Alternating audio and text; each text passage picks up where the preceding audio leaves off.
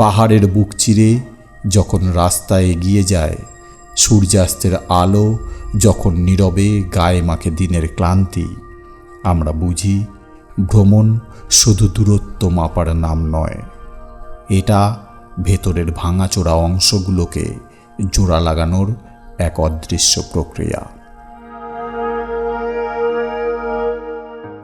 সমুদ্রের ঢেউ যেমন বারবার ফিরে আসে তীরে, আমরাও তেমনই ফিরে আসি নিজের ভেতরে, সব হারিয়ে ফেলার পরেও একটু শান্তি খুঁজে নিতে।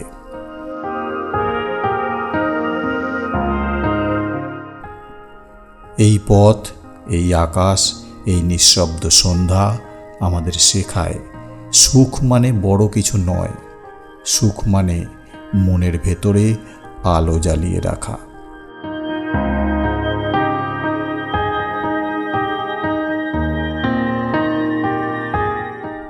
তবে শেষ কথা একটাই, ভালো থাকাটাও একটা নেশা।